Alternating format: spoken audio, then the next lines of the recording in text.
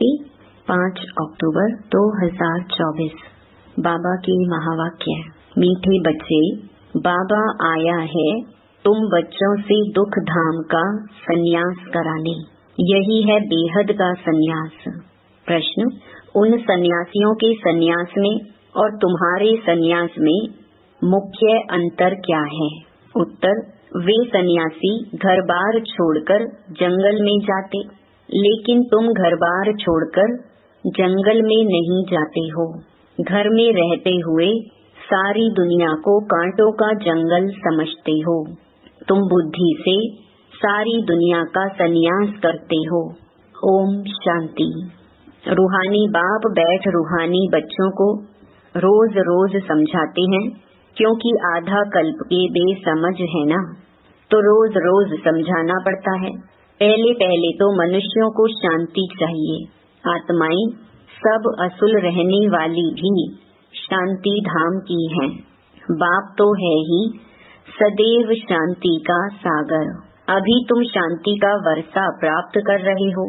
कहते हैं ना, शांति देवा, अर्थात हमको इस सृष्टि से अपने घर शांति धाम में ले जाओ अथवा शांति का वर्षा दो।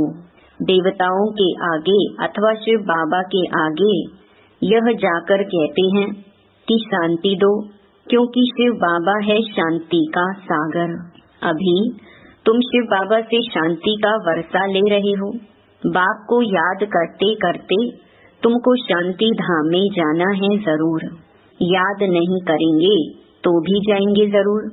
याद इसलिए करते हो कि पापों का बोझा जो सिर पर है वह खत्म हो जाए।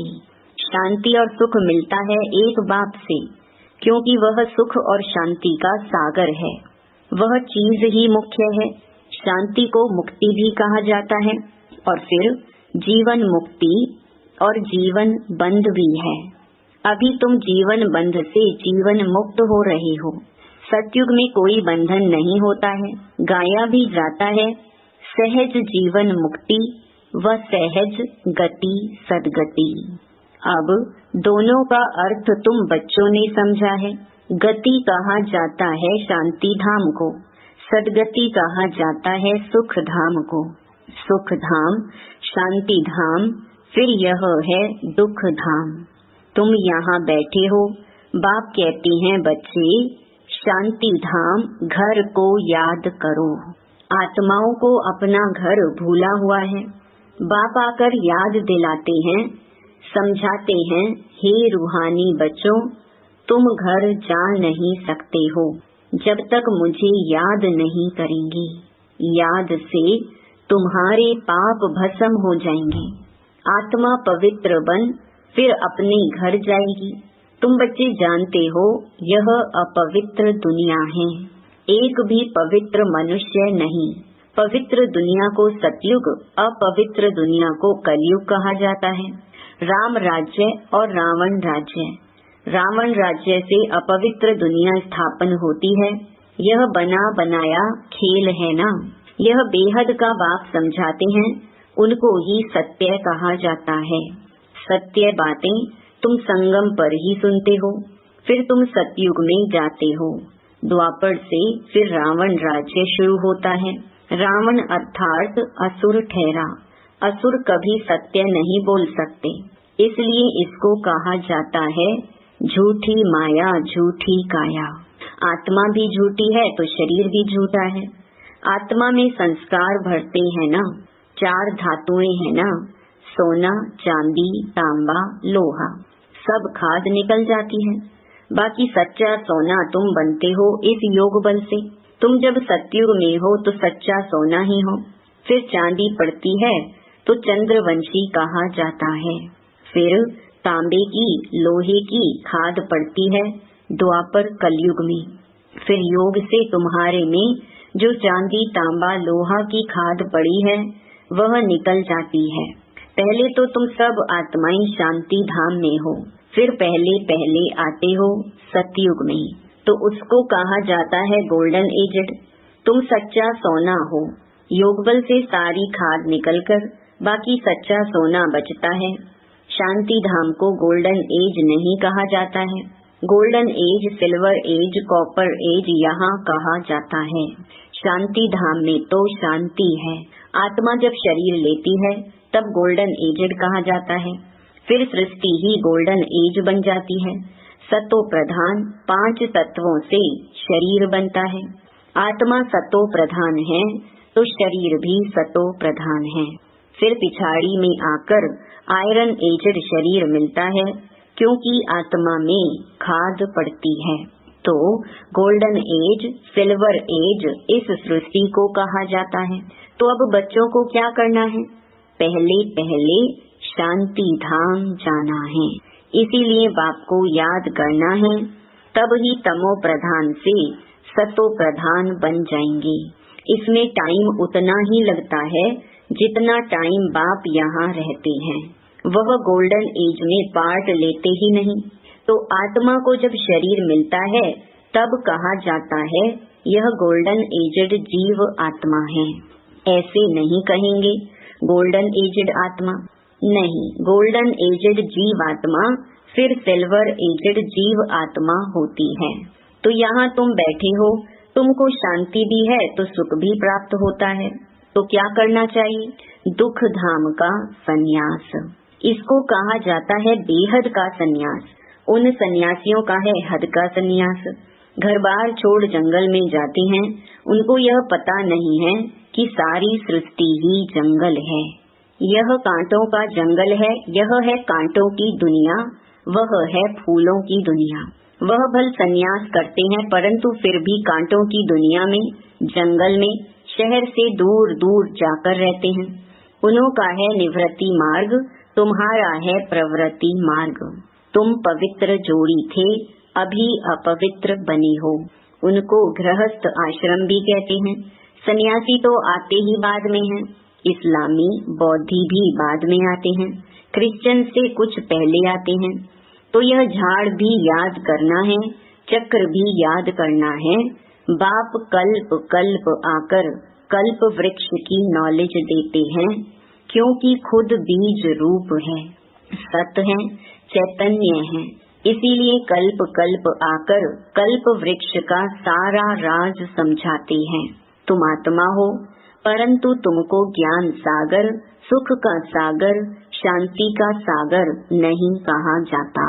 यह महिमा एक ही बाप की है जो तुमको ऐसा बनाते हैं। बाप की यह महिमा सदैव के लिए है। सदैव वह पवित्र है और निराकार है। सिर्फ थोड़े समय के लिए आते हैं पावन बनाने, सर्वव्यापी की तो बात ही नहीं। तुम जानते हो बाप सदैव वहाँ ही रहते हैं। भक्ति मार्ग में सदैव उनको याद करते हैं। सतयुग में तो याद करने की दरकार नहीं रहती है। रावण राज्य में तुम्हारा चिल्लाना शुरू होता है, वही आकर सुख शांति देते हैं, तो फिर जरूर अशांति में उनकी याद आती है। बाप समझाते हैं हर 5000 वर्ष बाद मैं आता हूँ। आधा कल्प है सुख, आधा कल्प है दुख। आधा कल्प के बाद ही रावण राज्य शुरू होता है। इसमें पहला नंबर मूल है देह अभिमान। उसके बाद ही फिर और विकार आते हैं। अब बाप समझाते हैं अपने को आत्मा समझो, देही अभिमानी बनो। आत्मा की भी पहचान चाहिए।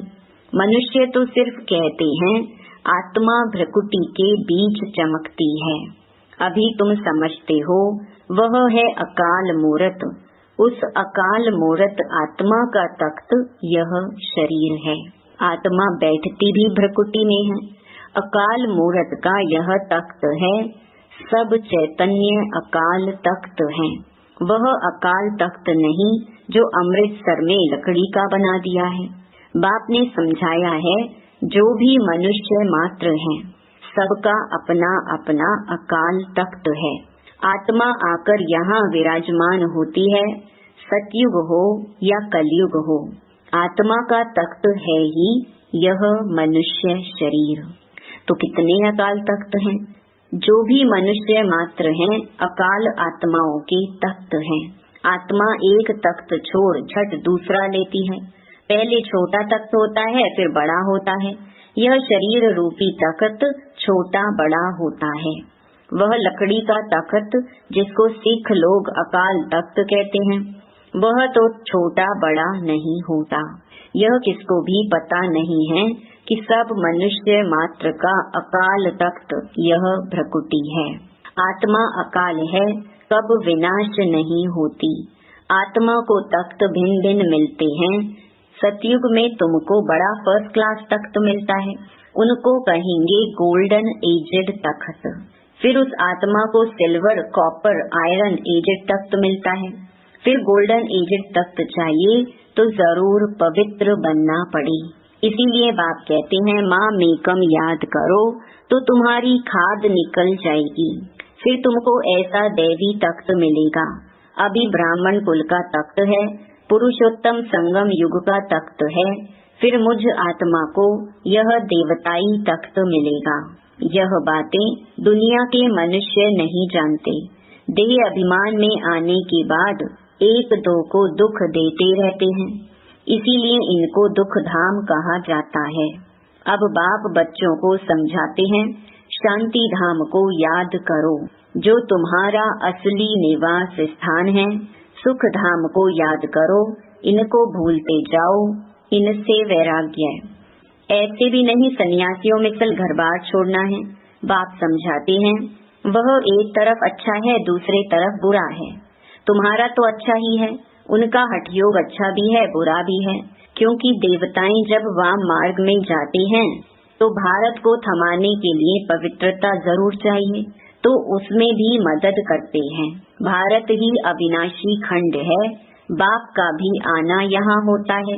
तो जहाँ पर बेहद का बाप आते हैं वह सबसे बड़ा तीर्थ हो गया ना। सर्व की सदगति बाप भी आकर करते हैं, इसलिए भारत ही ऊंच ते ऊंच देश है। मूल बात बाप समझाते हैं, बच्चे याद की यात्रा में रहो। गीता में भी मन मना भव अक्षर है, परंतु बाप कोई संस्कृत तो नहीं बतलाते हैं। बाप मन मना भव का अर्थ बतलाते हैं।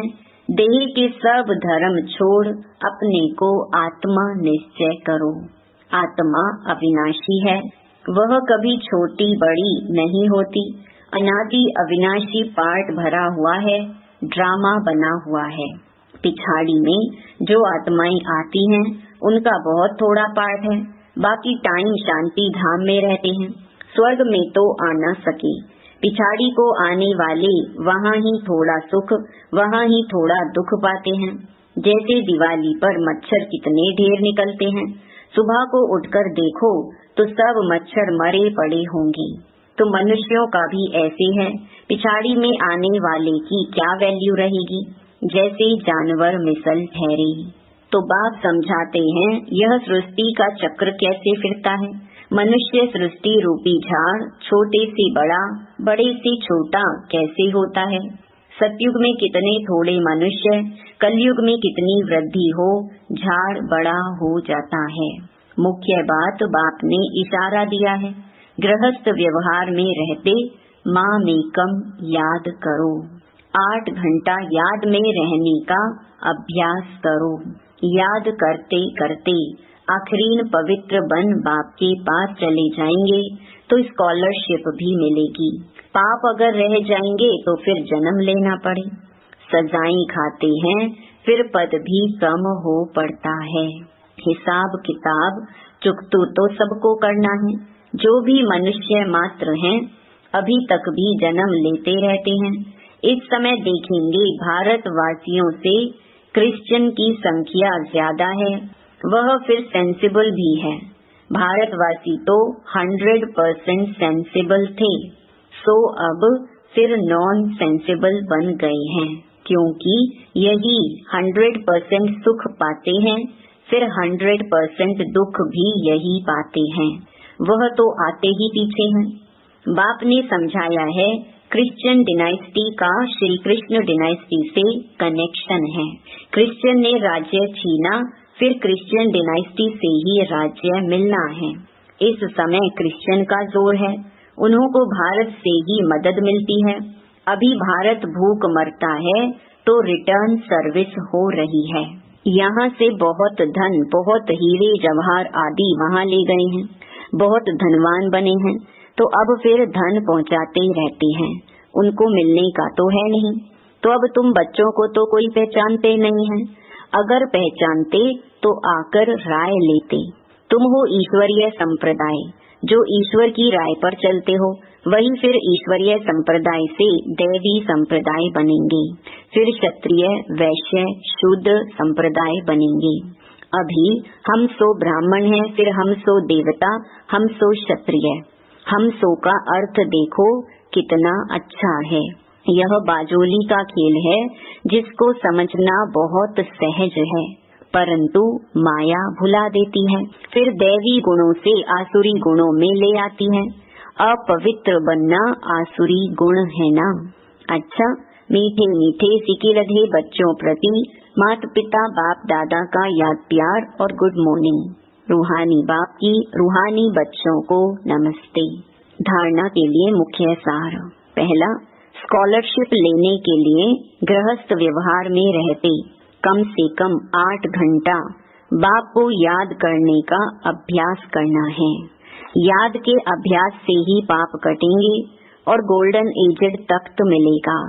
दूसरा, इस दुखधाम से बेहद का वैराग्य कर अपने असली निवास स्थान शांति धाम और सुख धाम को याद करना है। देह अभिमान में आकर किसी को दुख नहीं देना है। वरदान, कर्मों के हिसाब किताब को समझकर अपनी अचल स्थिति बनाने वाले सहज योगी भव। चलते चलते अगर कोई कर्मों का हिसाब किताब सामने आता है तो उसमें मन को हिलाओ नहीं, स्थिति को नीचे ऊपर नहीं करो। चलो आया तो परख कर उसे दूर से ही खत्म कर दो। अभी योद्धे नहीं बनो। सर्वशक्तिवान बाप साथ है तो माया हिला नहीं सकती। सिर्फ निश्चय की फाउंडेशन को प्रैक्टिकल में लाओ और समय पर यूज करो तो सहज योगी बन जाएंगे। अब निरंतर योगी बनो, युद्ध करने वाले योद्धे नहीं। स्लोगन, डबल लाइट रहना है तो अपनी सर्व जिम्मेवारियों का बोझ बाप हवाले कर दो। ओम शांति।